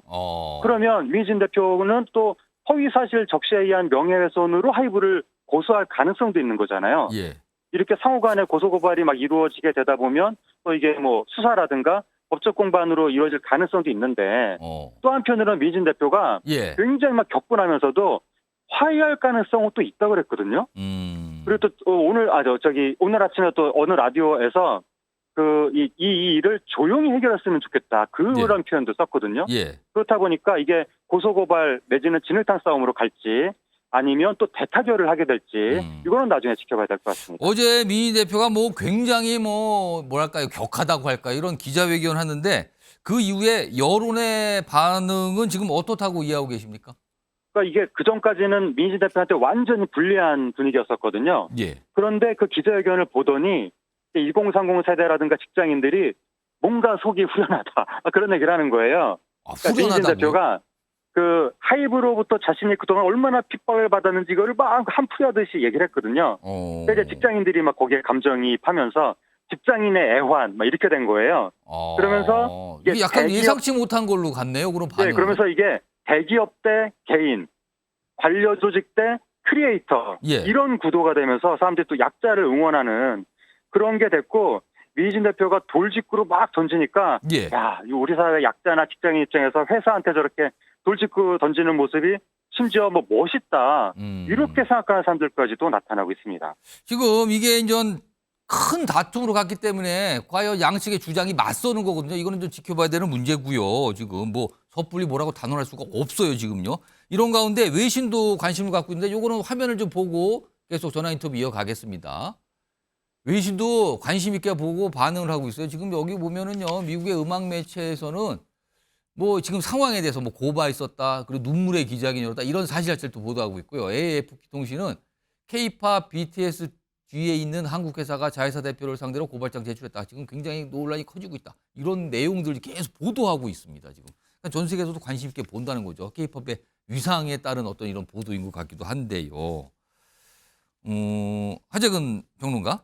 네. 자, 이번 갈등이요. 사실 굉장히 각광받고 있는 K-팝 산업 전체에 미치는 영향 이거 어떻게 좀 봐야 됩니까? 글쎄요, 뭐 K-팝에 어떻게 영향을 미칠지는 알 수 없는데 당장 하이브 측에서는 지금 우리나라 엔터업계에서 초유의 대기업 형태를 만들어가고 있었던 거였거든요. 이번 일을 겪으면서 깜짝 놀랐던 것 같고 멀티 레이블 체제로 막 덩치를 막 불려가고 있었는데 이제는 이거를 어떻게 통솔하고 본사가 리더십을 발휘할 것인가, 계열사에서 어떻게 돌출 행동을 하지 않도록 뭐 단속할 것인가 이런 방안을 앞으로 고민하게 되지 않을까 싶고 그동안은 또 우리나라 엔터업계에서 인재를 외부에서 영입할 때 뭐 재능이나 창의성 이런 걸만 주로 이제 봤었다면 이 멀티레이블 체제에서는 조직과의 융화성도 굉장히 중요하구나. 민희진 대표처럼 좀 이렇게 뭔가 독자성이 강한 이런 분이 오면 설사 개인의 능력이 뛰어나더라도 조직과는 융화가 안 될 수도 있구나. 이러한 교훈을 이번에 얻지 않았을까. 그래서 앞으로 그 멀티레이블 체제의 조직 통솔이라든가 인재 뭐 배치라든가 이런 거에 대해서 조금 지금까지와는 변화가 있지 않을까 그렇게 생각이 됩니다. 알겠습니다. 오늘 말씀 여기까지 듣도록 하죠. 지금까지 하재근 문화평론가였습니다. 고맙습니다. 예, 감사합니다. 자, 굉장히 논란이 커요. 그리고 이게 하나의 큰 산업이거든요. 그 안에서 벌어지는 갈등, 그래서 많은 외신까지 주목을 받고 있는 상황입니다. 다음 주제는요. 영상으로 먼저 좀 확인해 보겠습니다.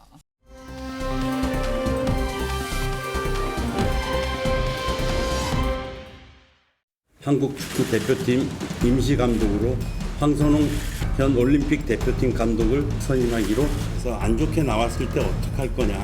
전적으로 제가 책임을 지겠습니다. 좀 고심 끝에 결정을 내렸고 올림픽 예선이 조금 촉박하기 때문에 조금 걱정도 되고 우려스러운 부분도 있는데 우리가 4월달 예선을 치르는데 뭐 부족함이 없이 준비할 것이고요. 강점이라 하면 뭐 신태용 감독님이 있는 게 강점인 것 같고요. 어쨌든 간에 어떤 상황이든 간에 우리는 반드시 승리를 해야 되고 내일도 반드시 그런 날이 될 거라고 생각하고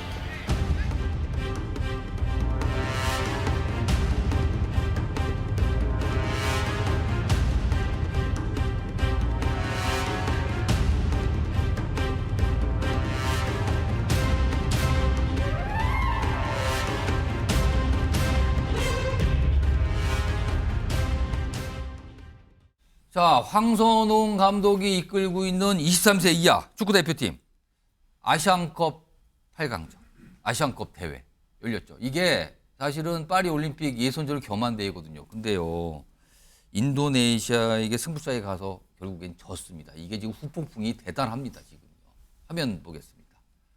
어제 경기 결과 좀 요약했는데 2대2로 뭐 결국은 승부를 못 가리고 승부차기를 뭐 갔어요. 그래서 10대 11로 졌습니다. 근데 피파 랭킹이요. 뭐 비교가 안 될 정도 차이가 나잖아요. 저렇게. 결국 우리나라 대표팀이 파리 올림픽 본선 못 나가는 겁니까? 못 나가게 됐어요. 그동안 10회 연속 나왔거든요. 그리고 이게 우리가 못 나간 게 40년 만. 그러니까 1984년 LA 올림픽 이후 40년 만에 올림픽을 못 나가는 거랍니다. 그러니까 엄청난 충격이 지금 발생을 한 거죠. 자, 이와 관련해서 지금 전문가 모셨는데요. 안민호 축구 전문가 지금 나와 계십니다. 안녕하세요. 안녕하세요. 우선 가장 궁금한 거예요. 왜 졌습니까? 왜 진 겁니까? 이제 어제의 패배가 충격적이었던 이유는 예. 우리의 선수들의 개개인의 능력은 당연히 인도네시아보다는 좀 높거든요. 최근에 그런 얘기 참 많이 해요. 그쵸? 우리 축구 얘기하면서 개인은 좋은데 개인은 좋으나 예. 팀이 안 좋다. 이게 어제 경기에서도 명확하게 나타났고요. 어제 기본적인 인도네시아와 한국의 경기에서 인도네시아의 조직적인 측면들, 인도네시아의 팀적인 우세가 있었기 때문에 우리 개인의 어쨌든 차이가 있지만 팀적인 차이에서 인도네시아가 월등했다. 이렇게 볼 수가 있겠습니다. 월등했다. 네. 그런데 이게 단순한 경기가 아니잖아요. 여기서 지면 올림픽 못 나가는 거 다 알고 있을 거 아닙니까? 그쵸. 감독, 선수 다 알고 있었어요. 근데 왜 저렇게 혹평을 받는 경기력밖에 안 되는 겁니까? 근데 이게 이제 우리가 이번 대회를 준비하면서 예. 사실은 대부분의 축구 전문가들이 이 사태를 어느 정도는 예견을 했었어요. 그러니까 예견을 기본적으로 그렇죠. 전체적인 이번 이번 올림픽 예선 자체가 예. 올림픽을 못 갈 가능성이 최근 들어서 가장 높은 대회다. 어떤 이유에서 그랬습니까? 경기력이 너무 안 좋았죠. 그러니까 올림픽 예선을 하기 전에도 예. 황선홍호의 경기력 자체가 너무 저조했었기 때문에. 그럼 아까 잠깐 화면에 나왔던 피파 랭킹 자체가 의미가 없는 상이었다는 겁니까? 그렇죠. 그리고 피파 랭킹 자체는 성인 국가대표팀끼리 이제 붙는 거잖아요. 그렇기 때문에 또 연령별 대표팀끼리 간의 경기는 이변이 많이 일어나기도 해요. 근데 여기에 대해서 황선홍 감독이 사실은 이번 대회는 이제 올림픽 예선을 겸했지만 예. 지난번 23세 이하 아시안컵 요때 당시에는 이강인, 홍현석 이렇게 우리 A 대표팀의 핵심 선수들도 있었습니다. 근데 그때도 8강에서 떨어졌거든요. 그러니까 지난번 대회도 8강에서 떨어졌으니 이번 대회도 쉽진 않겠다. 예. 황선홍 감독의 지금 이 팀이 심지어 이강인과 홍현석 같은 에이스 선수들도 빠졌다라고 하니 이번 대회 자체가 올림픽에 못 갈 가능성이 높아 보인다는 예측이 있었고 그랬는데 황선홍 감독의 대표팀이 이번 대회에서 역시나 또 안 좋은 모습을 보여주면서 떨어졌다고 봐야겠죠. 아니 얼마 전에 황선홍 감독이 사실은 올림픽 대표팀 감독을 하다가 갑자기 지금 이 성인 대표팀, 그러니까 A 대표팀 네. 감독 임시로 잡으면서 태국전도 치르고 그랬잖아요. 이게 영향 준 거 아니냐. 지금 전념을 해도 모자를 파네. 다른 일을 갖다 또 오니 이게 되겠느냐. 이런 시각도 있던데요. 그게 매우 정확한 표현이죠. 그러니까 이제 우리 황선홍 감독의 이 23세 이하 대표팀이 예. 잘했으면 모르겠어요. 잘하고 있었으면은 뭐 임시 감독도 잠깐 맡고 그게 이상한 건 아니거든요. 다른 대표팀들도 임시 감독을 맡으면서 연령별 대표팀 감독을 맡는 감독들이 있습니다. 그런데 우리가 올림픽 예선을 바로 앞둔 그 3월 A매치 기간이 예. 우리 올림픽 팀이 잘 못하면 사실은 그게 마지막 시험 무대였거든요. 그럼 이때 황선홍 감독이 경기력이 안 좋으니까 여기에 몰두해도 모자른 판국에 임시 감독까지 맡는다. 이게 사실은 우리 팬 입장에서는 이해가 안 됐던 선택이었죠. 뭐 간단하게 말씀은 감독으로서 과부하가 걸릴 수도 있는 거 아닙니까 이거는요? 그렇죠. 사실은 뭐 열심히 해도 모자른데 임시 감독도 하면서 사실 그 임시 감독 했던 게 월드컵 예선이었잖아요. 그러니까 월드컵 예선이 올림픽 예선보다 중요한 무대라서 당연히 A 대표팀이 집중을 많이 했겠죠. 그렇겠죠. 그러면 올림픽 예선을 앞둔 마지막 요 이제 기간이 우리가 전술적으로 부족한 거 그리고 선수들에 대한 선발 이거를 마무리하는 단계인데 이 단계에서 황선홍 감독이 빠져버린 거죠. 그러면 사실은 이번 참사가 그냥 뭐 이번 경기가 인도네시아한테 뭐 일격을 당했다, 이변이 일어났다 이렇게 보기보다는 뭐가 우리가 있었다, 예전부터 있었다. 안 좋았던 게 계속 골마서 터진 거다라고 보는 게 더 적합하지 않을까 싶습니다. 어제가 오늘 새벽입니다. 이 경기에 대해서 지금 우리나라와 인도네시아의 경기였는데 인도네시아 대표팀 감독도 우리나라 출신, 우리나라 분이었잖아요. 화면 좀 보겠습니다.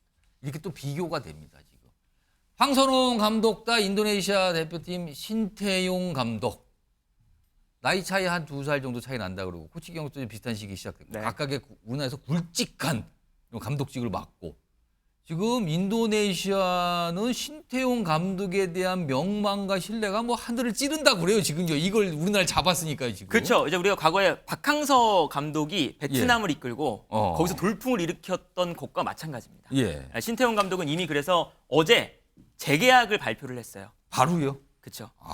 이것도 이제 인도네시아 축구협회의 하나의 또 장치였는데 예. 우리와의 경기 바로 직전에 그 인도네시아 축구협회장이 신태용 감독과 만나서 예. 2027년까지 계약을 연장하는 합의를 했습니다. 그러니까 이거는 사기 진작 차원에서 이미 우리 한국 축구를 약간은 이번 대회를 봤을 때 인도네시아가 잘했거든요. 예. 그러니까 이길만 하다라는 판단이 서니까 사기 진작 차원에서 재계약을 해버린 거죠. 이 황선홍 감독과 신태용 감독의 스타일 차이가 좀 있습니까? 감독의 스타일 차이를 말씀을 감독의 하시는 스타일과 거겠죠? 선수, 감독의 스타일이죠. 네, 일단 감독의 스타일만 본다면 신태용 감독은 가장 큰 차이가 어제 그거였어요. 똑같은 전형이었거든요. 이제 우리가 흔히 말하는 뭐 3백 전형을 쓴다고 할 때 3백을 쓸 때 우리가 단순하게 생각하면 이제 과거에는 수비가 3명이니까 수비적인 전술이라고 이제 여겨질 때가 있었죠. 근데 이제 3백 전술이 이젠 그렇지 않거든요. 신태용 감독은 현대 축구에 맞는 공격적인 3백을 썼고요. 황선홍 감독은 정말 과거 축구에 가까운 수비적인 3백을 썼습니다. 뭐 좋은 말로 붙이면 전통적인 3백입니까 그러면은? 그렇죠. 좋게 말하면 아주 좋게 말하면 전통적인 3백이지만 이제 좀 약간은 안 좋게 말한다면 시대에 뒤떨어진 축구를 했다고 볼 수가 있는 거죠. 그런 좀 이제 큰 차이가 스타일 차이보다는 이제 감독 역량의 차이가 좀 커 보이는 경기였습니다. 아니 이런 얘기가 나오니까 단박에 나오는 상황이 아니 우리나라는 대표팀 감독을 선발할 때 신태용 감독에 대한 고려를 안 한 거냐? 어떻게 된 거냐? 이 얘기가 바로 나옵니다 지금. 일단 신태용 감독이 왜 인도네시아에 가게 되었느냐를 생각해 봤을 때 그때 당시에 이제 슈틸리케 감독이 있었죠. 근데 A 대표팀 감독을 맡아서 클린스만 감독처럼 너무 못하는 거예요. 그래서 월드컵 직전에 기억납니다. 그렇죠. 경질을 하고 신태용 감독을 1년밖에 안 남은 상황에서 월드컵 감독으로 맡았습니다. 2018년 러시아 월드컵 말씀하시는 거죠? 근데 이제 사실은 1년도 안 남은 상황에서 팀을 준비하기가 힘들거든요. 급하게 맡은 거군요. 이제 사실은 뭐 그런 축구협회의 책임을 방패막이로 이제 신태용 감독을 쓴 거죠. 그래서 신태용 감독이 그 월드컵에서 좋지 않은 평가를 받고 국내에서 더 이상 감독을 하지 못하고 밖으로 떠났습니다. 그러나 그렇게 좋은 성적을 낼 수 없는 거는 구조적으로 이미 갖춰져 있는 상황에서 감독을 맡았고 결과는 역시 좋지 않았고 국내에서는 활동이 어렵고 해외로 나갔다. 이겁니까? 그렇죠. 그러니까 이게 너무 아까운 게 신태용 감독은 2018년 그 러시아 월드컵 당시에도 우리 국내 감독들을 비교해 봤을 때 전술적으로 매우 트렌디한 축구를 하는 감독이었어요. 그러니까 감독 역량 자체가 국내 감독들 중에서 출중했던 감독입니다. 새로운 걸 빨리 받아들이고. 근데 이 감독을 사실은 우리 축구협회가 감독 선임을 잘못한 다음에 방패막이로 너무 일찍 소비를 해버려서 이 감독이 지금 경력이 더 쌓였으니까 그렇죠. 더 잘할 거 아니에요. 그게 지금 인도네시아 가서 빚을 발하고 있다. 그렇죠. 이제 그걸 딱 보면 134위 팀을 끌고 지금 빚을 발하고 있다. 그렇죠. 이제 그걸 보면 우리 신태용 감독이 그때 방패막이 역할로 소모되지 않고 지금 우리 국가대표팀을 이끌거나 아니면 국내에서 활약을 했다면 더 좋은 모습을 보여주지 않았을까 하는 아쉬움이 어제 경기에서 명확하게 드러났습니다. 지금요. 클린스만 감독 경기를 낼 때도 축구협회 엄청난 비판 받았잖아요. 지금 또 시작이 됐는데 이 축구 얘기하면 정치권에서 안 빠지시는 분이 한 분 계세요. 화면 보겠습니다. 오늘도 또 입장을 올렸는데 홍준표 대구시장이 자주 나오십니다. 요즘에 아주 현안마다. 아니 이각인 때 미온적인 대처로 난맥상 보이더니 올림픽 대표팀 감독을 겸임시켜 이 꼴이 됐나? 한국 축구 그만 망치고 나가라. 또 있습니다. 숱한 국민 감독 놔두고 또 끈 떨어진 외국 감독 데리고 온다니 한국 축구 그만 망치고 나가라. 그리고 클린스만 배상금 당신이 부담해라. 이거 축구협회 얘기인데요. 지금 오늘 축구협회가 입장을 냈는데 뭐 이 참패에 대해서 책임 있다는 거 안다. 그리고 사과한다. 실패 반복하지 않겠다. 이 얘기했거든요. 네. 이거 축구협회 어떻게 봐야 됩니까 지금? 그러니까 이 축구협회가 이제 본인들의 책임을 사실은 지난 클린스만 감독 이후에도 제대로 진 적이 없습니다. 그러니까 정몽규 회장을 비롯한 아니 그때 그 엄청난 비판을 받았는데도 아직까지도 뭐가 없는 거예요? 그렇죠.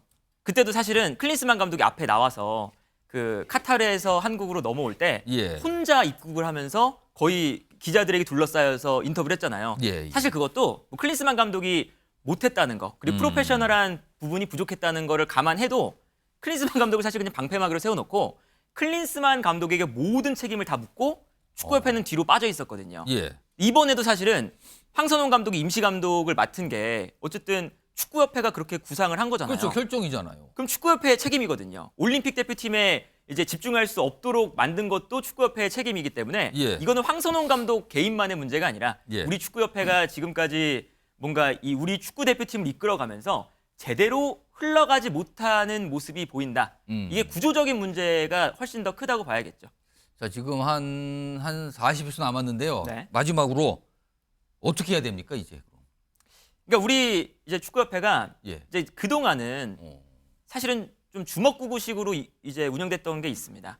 기본적으로 전문가 집단이 운영하는 게 아니라 예. 이제 과거 선수의 출신들, 이제 축구계에 있었던 기존의 인물들이 예. 계속 이제 번갈아 가면서 이제 지휘도 맡고 그랬는데 이제는 정말 전문가를 제대로 세워서 예. 이제는 선수만 좋다고 해서 성적을 낼 수 있는 시대는 가버렸거든요. 그렇기 때문에 정말 잘할 수 있는, 공부를 많이 하는 예. 그런 코치, 감독, 그리고 축구협회에 이제 뭐 전체적인 이제 지휘를 하는 인물들을 예. 잘 세워서 월드컵 정도는 이제 아시안컵도 우리가 실패했고 예. 이번 올림픽도 실패했고 월드컵은 잘해야 되지 않겠느냐 하는 생각이 드네요. 알겠습니다. 축구 얘기까지 좀 해봤습니다.